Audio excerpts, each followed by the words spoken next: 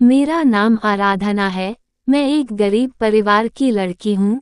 मेरा 18 वर्षीय जीजा हर दिन एक डॉक्टर की तरह सफ़ेद कोट पहनकर अपने कमरे में प्रवेश करता था और ये कहकर दरवाज़ा बंद कर लेता था कि वह एक मरीज को देखने जा रहा है। लेकिन हमारे घर में कोई मरीज नहीं था और वह कोई काम नहीं करता था। उसे पढ़ाई में कोई रुचि नहीं थी। वह स्कूल नहीं जाता था। वह 5वीं कक्षा तक भी फेल था। मुझे उसकी मानसिक स्थिति पर संदेह था। लेकिन सुबह वह मेरी सास को हजारों रुपये देती थी, जिससे मैं हैरान रह गया। एक रात मैंने उसके कमरे में छिपकर सब कुछ जानने की कोशिश की। तभी मेरा देवर डॉक्टर का कोट पहनकर घर में दाखिल हुआ और मैं हैरान रह गया। मेरी शादी अभी 2 महीने पहले ही हुई थी। मेरे पति दूसरे शहर में काम करते थे और ज्यादातर समय घर से बाहर रहते थे। मेरे ससुराल में मेरे पति के अलावा उनकी माँ और छोटा भाई था। उनका छोटा भाई मेरी सास का बहुत प्यारा था और उसे किसी भी चीज में बाधा नहीं डालते थे। हमारा घर किराए पर था और मेरे पति की तनख्वाह बहुत कम थी, इसलिए वह नौकरी के लिए दूसरे शहर चले गए। हमारे घर की हालत बहुत खराब थी और हर महीने हम किराए को लेकर चिंतित रहते थे। मेरे देवर जी पूरे दिन घर से बाहर नहीं निकलते थे, अपने मोबाइल फोन पर लगे रहते थे। मेरी सास भी कुछ नहीं कहते थे। एक दिन हम तीनों एक साथ खाना खाने बैठे थे। मेरे देवर कुछ उदास लग रहे थे। वो बार बार अपने मोबाइल पर टाइम देख रहे थे और जल्दी जल्दी अपना खाना खत्म कर रहे थे, जैसे उन्हें कहीं जाना हो। रात के 9 बजे खाना छोड़ के वो चले जाने चाहते थे। मेरी सास ने उसे रोका और पूछा, आशीष तुमने खाना क्यों फेंक दिया और तुम इतनी जल्दी कहाँ जा रहे हो? वह कहने लगी, माँ मैं मरीज को चेक करने जा रही हूँ, 9 o'clock बज गए हैं, मुझे जाना है। इतने में ही वह अपने कमरे में चली गई। मेरी सास ने मुझसे पूछा, आशीष ने क्या कहा? मुझे कुछ समझ नहीं आ रहा। मैंने कहा, माँ मुझे भी इस बारे में कुछ नहीं पता। मेरी सास खाना खत्म करने लगी और बोली, क्या तुमने घर का दरवाज़ा अंदर से अच्छे से बंद कर लिया है? मैंने कहा, हाँ माँ मैंने ठीक से ताला लगा दिया है। हम घर का दरवाज़ा हमेशा अंदर से बंद रखते थे और छत का दरवाज़ा भी हमेशा बंद रहता था। मैं यह जानने के लिए अपने देवर के कमरे में चुपचाप घुस गई कि वह रात में क्या कर रहे थे। जब वह डॉक्टर का कोट पहने हुए कमरे में दाखिल हुए और मैंने देखा कि वह वास्तव में मरीजों की जांच कर रहे थे, कुछ ऐसा जो उन्होंने पहले कभी नहीं किया था। मैंने और मेरी सास ने इसे गंभीरता से नहीं लिया। सुबह 6 बजे मेरी सास ने मुझे पूजा के लिए उठाया। उसके बाद हम चाय बनाकर बैठे। थोड़ी देर बाद मेरे देवर भी अपने कमरे से बाहर आ गए।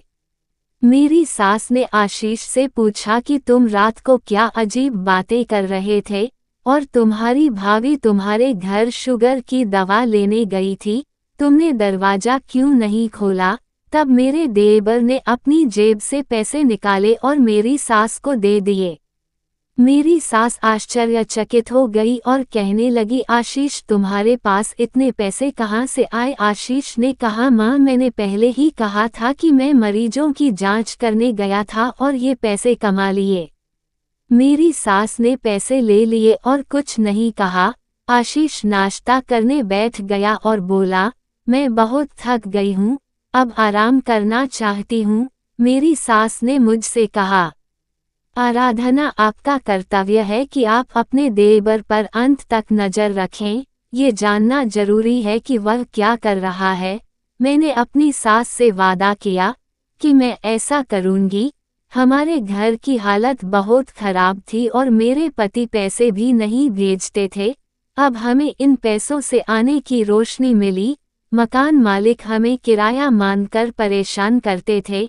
मेरी सास कहता था कि यह उनका घर था, लेकिन मेरे ससुर की मृत्यु के बाद उनके भाई ने इस पर कब्जा कर लिया और अब वह मकान मालिक हैं और रिश्तेदार होने के बाद भी हमें परेशान कर रहे हैं।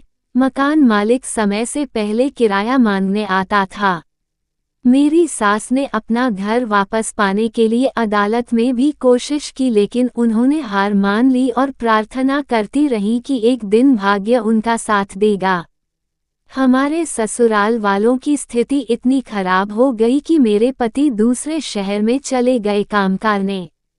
उसकी मां इस घर में अकेली रहती थी, इसलिए मेरी सास ने जल्दी से उसकी शादी भी तय कर दी। मेरी सास को अपने छोटे बेटे से बहुत उम्मीदें थी, लेकिन उन उम्मीदों पर पानी फिर गया। मेरी सास अपने देवर से कहती रहती थी, मेरे मृत भाई के बारे में सोचो, मैं तुम्हारे भाई की विधवा हूँ और ये दोनों बच्चे तुम्हारे भाई के बेटे हैं, यानी तुम्हारे भतीजे भी हैं, लेकिन तुम घर पर कब्जा करने के चक्कर में सारे रिश्ते नाते भूल गए हो। लेकिन उसके जीजा पर इसका कोई असर नहीं हुआ, मेरे जीजा ने भी कुछ नहीं किया, इसलिए मेरी सास की उम्मीदें मेरे पति से थीं। मेरे पति अपनी मां के व्यवहार से नाराज थे, क्योंकि उनका एक बड़ा भाई था जो काम कर सकता था। वे चाहते थे कि उनका भाई कुछ काम करे और घर को कुछ पैसे दे। मेरे पति अपने भाई के व्यवहार से बहुत नाराज थे और दूसरे शहर में जाने के बाद उन्होंने अपनी मां का फोन उठाना भी बंद कर दिया था। मेरे देवर हमेशा अपने भाई से बाइक मांगते थे।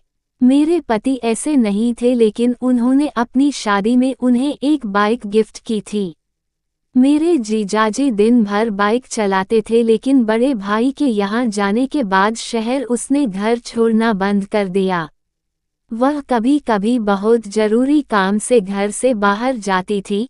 जब मेरे पति अपनी मां का फोन नहीं उठाते थे तो मेरी देवर अपनी मां को आश्वस्त करती थी, चिंता मत करो, मैं भाई की जिम्मेदारी लूंगा, आखिरकार मैं उसका भाई हूँ। अब मैं कुछ नहीं कर सकता, लेकिन जब मैं कुछ करूंगा तो इस घर की सभी समस्याएं हल हो जाएंगी। जब मैं भाई को पैसे कमाकर दिखाऊंगा तो वह मुझसे प्यार करेगा। मुझे उम्मीद नहीं थी कि मेरे देवर इतनी हिम्मत दिखाएंगे, लेकिन अब मेरे देवर ने मेरी सास को जो पैसे दिए उससे मुझे शक हुआ कि मेरे देवर जी कुछ लाने के लिए घर से निकले थे, इसलिए उनके कमरे का दरवाजा खुला था। मैंने घर जाकर देखा तो सब कुछ ठीक ठाक था। मेरी सास ने देवर के घर की सफाई तक नहीं करते। उसके जाते ही सब कुछ वैसा ही पड़ा हुआ था। मैंने एक एक करके सभी चीजों को ध्यान से देखा। देवर का घर छोटा था और उसमें सामान भी बहुत कम था। करीब 2 मिनट में मैंने पूरा घर जांच लिया और समझ गया कि आशीष पैसे कहाँ से लाता था। मैं अपनी सास के पास गई और कहा, माँ, मैंने आशीष का पूरा घर खोजा। मुझे पता चला कि आशीष कहाँ से पैसे लाता था। मेरी सास आश्चर्यचकित हो गई और तुरंत पूछा कि क्या बात है। मैंने कहा कि सुनील ने हमारी शादी में आशीष को बाइक गिफ्ट की थी। उसके पास कोई चाबी नहीं थी। आशीष अपनी बाइक अपने दोस्त के घर पर रखता था। चूंकि हमारे घर में इसे रखने के लिए कोई जगह नहीं थी, मुझे लगता है कि घर की स्थिति को देखकर आशीष ने अपनी बाइक बेच दी और कहा कि वह मरीज को देख के आया है, और मेरी सास की आंखों में आंसू आ गए। उन्होंने कहा कि मेरे आशीष ने शुरू से ही सभी का ख्याल रखा है। उन्होंने हमारा पेट चलाने के लिए अपनी पसंदीदा बाइक बेच दी। मैंने मुस्कुराते हुए कहा, हाँ माँ, आज रात आशीष यह नहीं कहेंगे कि वह किसी मरीज को देखने जा रहे हैं। सुबह जब वह तुम्हें पैसे नहीं देता है तो तुम उससे पैसे मांगने को कहते हो और कहते हो कि आज क्या हुआ, तुमने किसी भी मरीज का चेकअप नहीं किया। मेरी बात सुनकर मेरी सास ने मुझे डांटा। अगर तुमने मेरे बेटे का मजाक उड़ाने की कोशिश की तो सावधान हो जाओ। मेरी सास बहुत सख्त स्वभाव की थी और वह बहुत जल्दी गुस्सा हो जाती थी। आखिरकार मुझे तसल्ली हुई कि आज रात मेरा देवर मरीज को देखने का नाटक नहीं करेगा, लेकिन 9 बजे मेरे देवर ने कहा कि उन्हें जाना होगा और मैं मरीज को देखने जा रहा हूँ। आज उसने डॉक्टरों का सफ़ेद कोट पहना था। ये कहकर वह कमरे में घुस गया और अंदर से दरवाजा बंद कर लिया। सुबह जब वह फिर उठा तो आशीष ने मेरी सास को बहुत सारे पैसे दिए। अब मुझे यकीन हो गया था कि मेरा देवर कुछ और कर रहा है।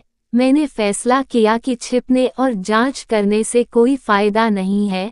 अब मैं आशीष से पूछूंगा कि वह कर रहा है। सुबह जब मेरा देवर उठा, मैंने उसे बताया, आशीष, मुझे तुमसे कुछ बात करनी है। उसने हाँ कहा। सोच रहा था कि क्या कहूँ। मैंने पूछा कि तुम इतने पैसे कहाँ से लाते हो। मेरे देवर के हाव भाव बदल गए। उन्होंने मुझ पर कातिल नजर डाली और कहा कि तुम समझते क्यों नहीं, मैं इतनी देर से यही कह रहा हूँ कि मैं एक मरीज को देखने जा रहा हूँ, फिर भी तुम मुझसे ये सवाल क्यों पूछ रहे हो। मैंने कहा, फिर मरीज कहाँ से आ रहे हैं। मेरा देवर चिल्लाया, भाभी बंद करो, अब मुझ पर शक करना बंद करो। मैंने जो कहा उस पर विश्वास करो। मैं बहुत डर गया था, क्योंकि अगर मेरी सास देखती कि मैं अपने देवर से सवाल कर रही हूँ तो वह मुझ पर चिल्लाने लगती। वह मेरा पसंदीदा बेटा है और वह उसे कुछ भी कहने नहीं देती। मैं जल्दी से उठी और उसके कमरे से बाहर आ गई। आशीष अपनी मां का चहेता था और इस मौके का फायदा उठाकर किसी के साथ भी गलत व्यवहार करता था, लेकिन मेरी सास ने उसे कभी कुछ नहीं कहा और अब भी वह मुझे डराकर चुप करा देती थी। लेकिन वह मेरे मन से ये सवाल नहीं मिटा सकी। मैंने सोचा कि मेरी सास को अपने छोटे बेटे के प्रति सख्त होना चाहिए और उससे पूछना चाहिए कि उसके पास इतने पैसे कहाँ से आ रहे हैं। तो मैंने अपनी सास से कहा कि आप अपने बेटे को लेकर इतनी बेफिक्र कैसे हो सकती हैं। वह एक जवान लड़का है, उससे पूछो कि उसके पास इतने पैसे कहाँ से आ रहे हैं और वह क्या कर रहा है।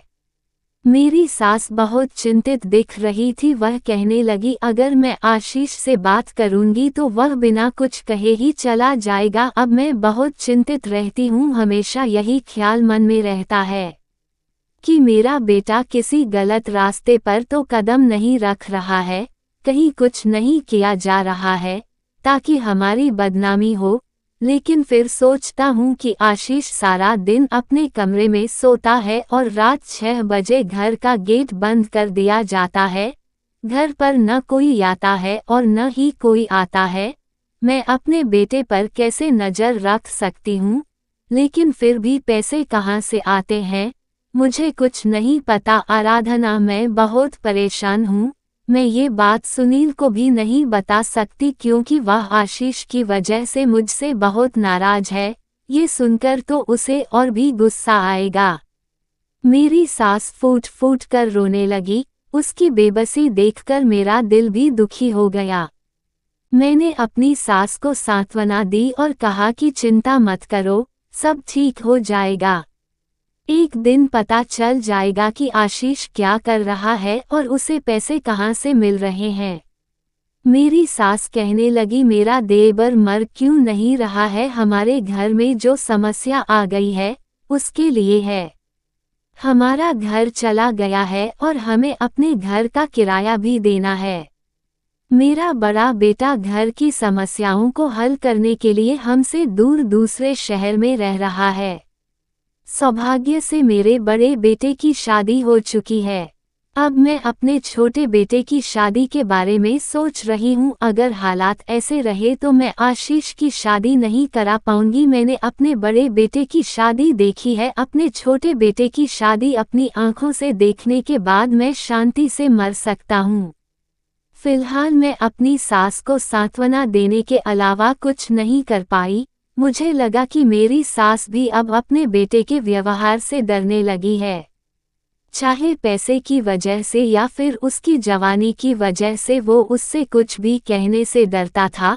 तभी हमारे दरवाजे पर दस्तक हुई। मैं उठा और दरवाज़ा खोला तो सामने एक प्यारी सी लड़की खड़ी थी। उसने मेरी तरफ देखा। मैं उसे देखकर बहुत खुश हुआ और मैंने भगवान से कहा कि काश मैं भी इतनी खूबसूरत होती। मैं उस लड़की को देखता ही रह गया। पीछे से मेरी सास की आवाज़ आई, दरवाजे पर रुको या अंदर आओ। मैं घबरा गया और लड़की मुस्कुरा दी। मुझे एहसास हुआ कि वह मेरी स्थिति को समझती है। कभी कभी मैं अपनी सास से बहुत परेशान हो जाती थी, इसलिए मैंने उस लड़की से पूछा, आप कौन है? उसने कहा, मेरा नाम मीनाक्षी है, हम कल आपके घर गए थे, हमारे घर पर पूजा थी इसलिए मैं प्रसाद बांट रहा था, मैंने सोचा चलो आपके घर भी ले आता हूँ, आप मेरे लिए बर्तन खाली कर दीजिएगा।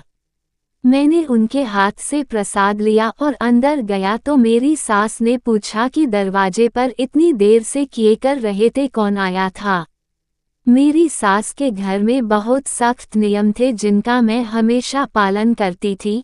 मैंने कहा, माँ, हमारे पड़ोस में एक नई पड़ोसी आई, एक जवान लड़की थी और वह प्रसाद लेकर आई थी। मेरी सास ने कहा कि आजकल जहाँ आस पड़ोस में भी प्रसाद खाने वाले लोग रहते हैं, तुम आज की पूजा के लिए उन्हें हमारे घर का प्रसाद दे देना। मैंने घर का प्रसाद उस बर्तन में दे दिया और मेरी सास ने बर्तन ले लिया। मुझे नहीं पता कि मैं अपनी सास के पीछे क्यों चली गई। मेरी सास ने मीनाक्षी के सिर पर हाथ रखा और कहा कि कितनी प्यारी लड़की है, अपनी माँ से कहो वह हमारे घर जरूर आएगी, मैं किसी दिन तुम्हारे घर आऊंगी और तुम्हें नए घर की शुभकामनाएं दूंगी। मीनाक्षी मुस्कुरा रही थी, मुझे वह बहुत पसंद आई।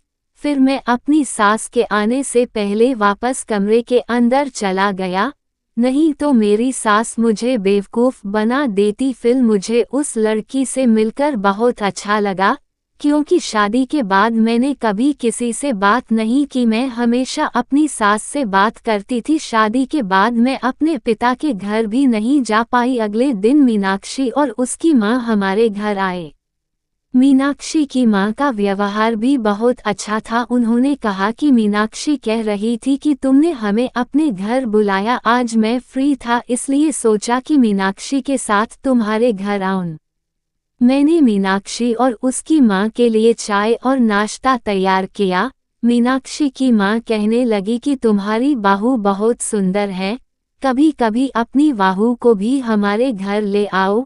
मीनाक्षी ने भी कहा कि हम लोग सारा दिन घर पर अकेले ही रहते हैं, अगर आप हमारे घर आएंगी तो हमें अच्छा लगेगा। मैंने कहा, हाँ आंटी, मैं आपके घर जरूर आऊँगा। मैंने मन ही मन सोचा कि आंटी मेरी सास से थोड़ी छोटी भी हैं, और अगर मीनाक्षी घर पर नहीं है तो मैं तुम्हारे घर जाकर क्या करूँगा। लेकिन बाद में मैंने सोचा कि अब मीनाक्षी के पास कोई काम नहीं है तो मैं आंटी के घर जा सकता हूँ और मीनाक्षी से दोस्ती कर सकता हूँ।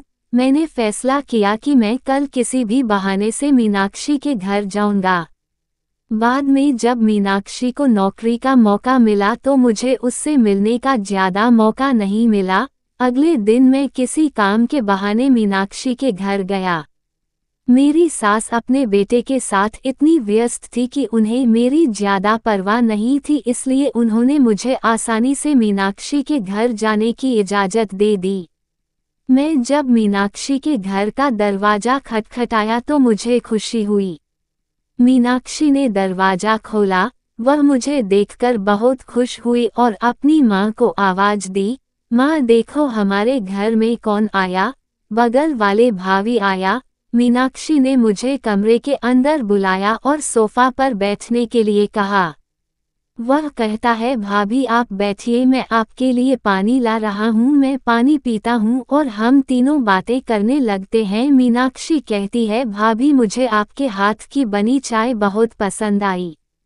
मैंने कहा, फिर तुम्हें रोज मेरे हाथ की बनी चाय पीने हमारे घर आना होगा, मैं तुम्हें रोज अच्छी चाय बनाकर पिलाऊंगा। इसी तरह हम काफ़ी देर तक बातें करते रहे। मौसी उठकर अपने कमरे में आराम करने चली गई। बातचीत के बीच में मीनाक्षी ने मुझे अपने बारे में बहुत सी बातें बताईं और मैंने भी अपनी शादी से पहले और अब तक की सारी बातें साझा कीं। मैंने उसे अपने पति की तस्वीर भी दिखाई। मीनाक्षी मेरी सबसे अच्छी दोस्त बन गई। मीनाक्षी की माँ हमें एक साथ देखकर बहुत खुश हुई। हम लोग एक दूसरे के घर आने जाने लगे। कुछ दिनों के बाद मीनाक्षी को भी नौकरी मिल गई। मेरी सास को मीनाक्षी के साथ मेरी दोस्ती से कोई आपत्ति नहीं थी, क्योंकि उनकी भी मीनाक्षी की मां से दोस्ती हो गई थी। वह लोग एक दूसरे के साथ समय बिताया करते थे और हम लोग एक दूसरे से बातें किया करते थे बहुत। अब मीनाक्षी सुबह से लेकर शाम तक ऑफिस जाती रहती थी। हैरानी की बात यह थी कि मेरी सास ने मुझे कभी भी मीनाक्षी के घर जाने से नहीं रोका। एक शाम मीनाक्षी मेरे घर आई और कहने लगी कि तुम्हारे देवर जी बहुत अजीब हैं, जवान होने के बावजूद कोई नौकरी नहीं करता है, आप उसे किसी नौकरी पर रख लीजिए और दोनों भाई मिलकर घर संभालेंगे तो घर का खर्च भी कम हो जाएगा। मैंने मीनाक्षी को बताया कि मेरा देवर थोड़ा पागलपन करते हैं। वह रात को 9 बजे के बाद कहते थे कि वह किसी मरीज को देखने जा रहे हैं, लेकिन असल में वह अपने कमरे में चले जाते थे और खुद को बंद कर लेते थे। मीनाक्षी मेरी बात सुनकर हैरान हो गई और समझ गई कि मेरे देवर सच में बीमार हैं, जैसा कि उन्होंने कहा था। लेकिन यह अच्छा है कि वह बीमार है, आप इतना आपत्ति क्यों जता रही हैं कि वह अपने कमरे में बीमार हैं? हो सकता है कि उनके घर कोई मरीज आता हो। मैंने सोचा था कि वह काम नहीं करती है, लेकिन यह अच्छा काम है। अब वह आपकी सास के लिए और पैसे ला रही है, अब तक कोई समस्या नहीं होनी चाहिए। मेरी सास वहाँ थी। इससे पहले कि मैं मीनाक्षी से कुछ कह पाता मुझे चुप करा दिया गया और अगले 2-3 दिनों तक हमारी बातचीत अधूरी रही और मेरी मीनाक्षी से मुलाकात नहीं हुई।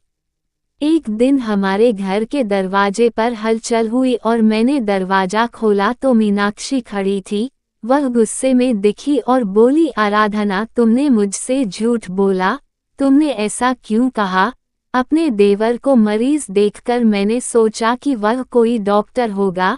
तुमने मुझसे इतना बड़ा झूठ बोला, मुझे तुमसे झूठ की उम्मीद नहीं थी। मैंने मीनाक्षी से कहा, मुझे समझ नहीं आ रहा कि तुम क्या कह रही हो। मीनाक्षी अपने आप में ही बातें करती रही और मेरी बात सुनने के लिए तैयार नहीं थी। जब मैंने उसे जबरदस्ती बात करने के लिए मजबूर किया तो वह कहने लगी, रुको, मुझसे ज्यादा बात करने की कोशिश मत करो। इतना कहने के बाद वह वापस चली गई। वह बहुत गुस्से में लग रही थी और उसने पहली बार मुझसे इस तरह से बात की। मेरा दिल टूट गया क्योंकि मुझे मीनाक्षी के रूप में एक अच्छी दोस्त मिल गई। मेरी आंखों में आंसू आ गए और मैं वापस कमरे के अंदर चला गया। मेरा मन बहुत बेचैन हो रहा था। मैं मीनाक्षी की झुंझलाहट को कम नहीं कर पा रहा था। मैं अपने कमरे में जाकर रोने लगा और जब मेरा मन शांत हुआ तो मेरे दिमाग में मीनाक्षी की बातें घूम रही थी कि उसने मेरे देवर के बारे में ऐसा क्यों कहा। अब मैंने आशीष के रहस्य से पर्दा उठाने का फैसला किया क्योंकि अब ये बहुत ज्यादा हो गया था। इसलिए मुझे अपनी सास की मदद की जरूरत थी क्योंकि वही एकमात्र ऐसी शख्स थी जो मेरी मदद कर सकती थी। मैंने अपनी सास से कहा कि आज मैं आशीष का सच जानने के लिए उनके घर में छिप जाऊंगी और जब आशीष मेरे बारे में पूछे तो कहना कि मैं मीनाक्षी के घर गया हूँ। मैं आशीष का राज हमेशा जानती रहूंगी और मेरी सास को इस बात से कोई आपत्ति नहीं थी। शाम को मेरी सास ने मेरे देवर को किसी काम से घर से बाहर भेज दिया। उसके जाते ही मैं उसके कमरे में अलमारी के पीछे छुप गई। ठीक 9 बजे आशीष अपने कमरे में आया। मैं बहुत घबराई हुई थी और मुझे नहीं पता था कि मेरे सामने क्या रहस्य आने वाला है। ठीक 9 बजे आशीष डॉक्टर का कोट पहनकर घर आया। उसने घर में प्रवेश किया और अंदर से दरवाजा बंद कर लिया। फिर उसने एक बैग निकाला और दस्ताने और मास्क पहनने लगा। वह बिल्कुल असली डॉक्टरों की तरह लग रहा था। मेरा दिल तेजी से धड़क रहा था। तभी आशीष ने एक अजीब काम किया। उसने अपने कमरे की खिड़की खोल दी जो हमेशा बंद रहती थी। मेरे पति खिड़की बंद रखते थे, लेकिन आशीष के पास चाबी थी। उसने बहुत सावधानी से खिड़की खोली और बाहर कूद गया। मैं हैरान दिख रही थी।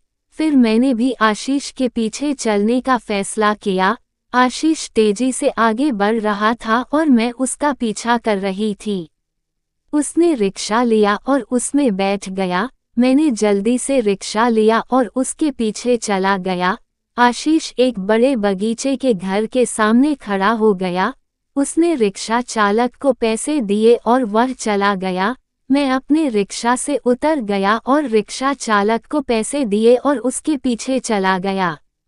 आशीष बगीचे वाले घर के अंदर चला गया, लेकिन दरबान ने मुझे रोक दिया।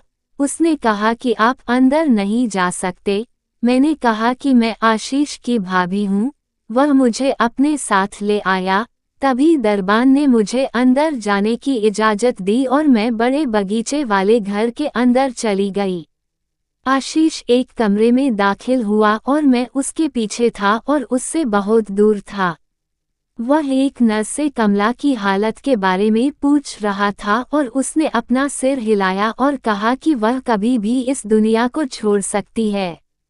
फिर मेरे देवर दूसरे कमरे में चले गए। मैं भी उनके पीछे चली गई, लेकिन वापस वहां चली गई।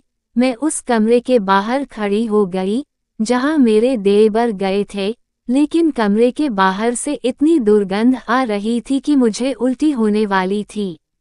लेकिन मैंने अपने आप को नियंत्रित किया। अचानक आशीष की नज़र मुझ पर पड़ी। उसने मेरा हाथ पकड़ लिया और कहा, मुझे आश्चर्य है कि तुम यहाँ क्या कर रहे हो, चलो यहाँ से चलते हैं। मैंने कहा, आशीष तुम यहाँ क्या कर रहे हो और ये किसका घर है ये भी बताओ। 5 फेल लड़का तुम डॉक्टर कैसे हो सकते हो। आशीष की आंखों में आंसू आ गए था।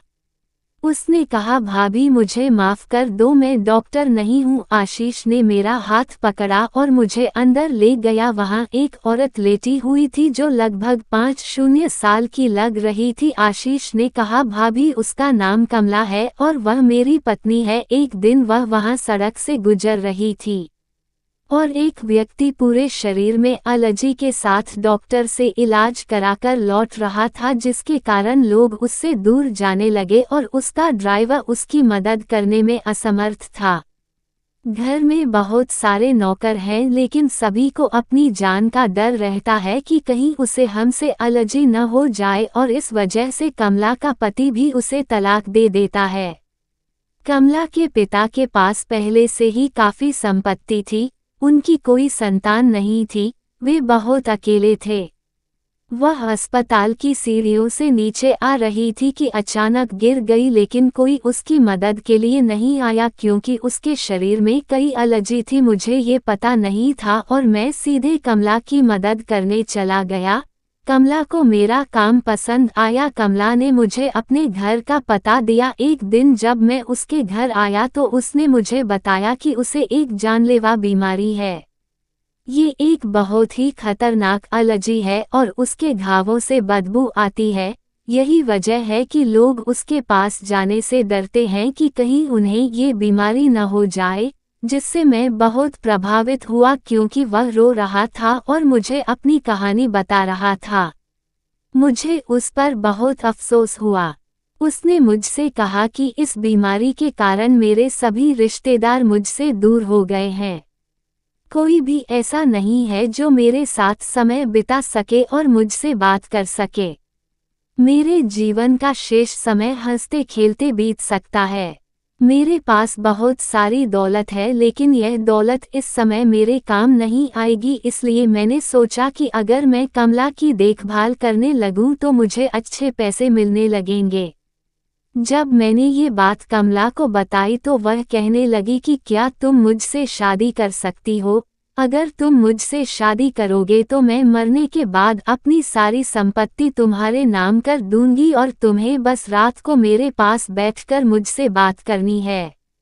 ये कहकर कि मैं खर्च कर देती हूँ। दिन तो जैसे तैसे हो जाता है, लेकिन रात काटना बहुत मुश्किल हो जाता है। मैंने कमला की बात मान ली, इसलिए मैंने कमला के बारे में किसी को नहीं बताया। अगर मैं इस बारे में माँ को बताता तो माँ कमला की बीमारी के बारे में सुनकर मुझे अपने पास भी नहीं जाने देती। लेकिन आज घर की हालत के कारण भाई हमसे दूर रहकर पैसे कमा रहा है। मैंने सोचा कि अगर मैं ऐसा करूँगा तो हमारे घर की हालत भी ठीक हो जाएगी, क्योंकि हमें पैसों की बहुत ज़रूरत है। इस तरह मेरा काम भी हो जाएगा और कमला का भी काम हो जाएगा। मैं मान गया और मैंने कमला से शादी कर ली। दिन में यह नर्स कमला की देखभाल करती है और रात में मैं यहीं चला जाता हूँ। शादी के बाद कमला ने मुझे अपना क्रेडिट कार्ड दिया था। सुबह घर जाते समय मैं अपनी मां को घरेलू खर्च के लिए भुगतान करने के लिए मोबाइल बैंकिंग से पैसे निकालता था। आशीष की बात सुनकर मैं हैरान रह गया। मेरा मतलब है कि आशीष ने 8 साल की उम्र में 50 वर्ष की बीमार महिला से शादी कर ली थी। मैंने आशीष से पूछा कि क्या तुम्हें ये बीमारी नहीं हुई? उसने हंसते हुए कहा, मुझे लगता है कि अगर ऐसा हुआ तो मैं मर जाऊंगा, लेकिन तुम्हारा, मेरा भाई और माँ का जीवन आसान हो जाएगा और मैं तुम्हारी जिंदगी आसान बनाकर मर जाऊंगा। आशीष ने कहा, ठीक है, मुझे लगता है कि अब मुझे कमला के पास जाना चाहिए। जब वह अपनी पत्नी के घर गया तो उसे पता चला कि उसकी पत्नी मर गई है। जब वह सुबह उठा तो मेरे देवर ने उसके अंतिम संस्कार की व्यवस्था की। संस्कार, लेकिन अपने वादे के अनुसार कमला ने अपनी सारी संपत्ति मेरे देवर के नाम कर दी। मैंने अपनी सास को भी सब कुछ बता दिया। मेरी सास ये सुनकर रोने लगी। कुछ समय बीत गया और आशीष ने मुझसे कहा, मैं तुम्हें कुछ बताऊंगा। मैंने कहा, हाँ कहो, मुझे लगता है मैं तुम्हारी दोस्त हूँ मीनाक्षी। मैंने कहा, हाँ, मुझे नहीं पता वह मेरे बारे में क्या सोच रहा था और वह खुद मेरी बात मानने के कारण मुझसे नाराज है। आशीष कहते हैं, मुझे लगता है कि पहले मेरी बात सुनो और मैं तुम्हें उसके बारे में बताऊंगा। मैंने कहा, हाँ बताओ, क्या कहना है? उसने कहा, जब मैं रोज रात को खिड़की से बाहर जाता हूँ तो तुम्हारे दोस्त ने मुझे देखा। तब वह अपनी खिड़की पर खड़ा होकर बहुत देर तक मेरा इंतजार करता रहा। मुझे एहसास हुआ कि आपका दोस्त एक दिन आपको मेरे बारे में सब बताएगा। मैं आपको इस बारे में बताने ही वाला था, लेकिन आपने खुद ही सच बता दिया। मैंने हाँ कहा। मैंने उससे कहा कि तुम डॉक्टर है और मरीज को देखने जाते हैं, लेकिन जब रात को उसने तुम्हें चोरों की तरह भागते हुए देखा तो उसने सोचा कि मैंने उससे झूठ बोला है और उसने सोचा कि तुम डॉक्टर नहीं चोर हो। इसीलिए उस दिन वह मुझसे इतने गुस्से से बात कर रहा था। हमारे घर की हालत भी काफी सुधर गई। मेरे पति भी दूसरे शहर से वापस आ गए और हमने वह घर छोड़ दिया जो मेरे देवर जी का था और हम कमला के बागानबाड़ी चले गए, क्योंकि कमला ने अपनी सारी संपत्ति मेरे देवर के नाम कर दी थी। और इस तरह मेरा 8 साल का देवर आज करोड़पति बन गया, जिसके नाम पर लाखों की संपत्ति है। हमारे जाने के बाद मेरे पति और देवर ने एक साथ व्यापार शुरू किया। मीनाक्षी भी बागानबाड़ी में मुझसे मिलने आई और उस दिन के लिए माफ़ी मांगी। उसने कहा कि मुझे माफ़ कर दो आराधना। मुझे लगा कि आप अपने देवर का पक्ष ले रहे हैं और आपने मुझसे अपने देवर के डॉक्टर होने के बारे में झूठ बोला, जबकि मुझे लगा कि वह चोर है। रात के अंधेरे में वह खिड़की से बाहर कहाँ कूद गया और मीनाक्षी की दोस्ती वापस सामान्य हो गई थी और हमारा घर बहुत अच्छा था। मेरे पति हमेशा मेरे पास वापस आते थे और अब हम अपने घर में बहुत खुश हैं। दोस्तों, आशा है कि आपको हमारी कहानी पसंद आए है। अगर आपको कहानी पसंद आए तो वीडियो को लाइक करें, चैनल को सब्सक्राइब करें और नोटिफिकेशन बेल दबाएं ताकि अगला अपडेट आप तक सबसे पहले पहुंचे।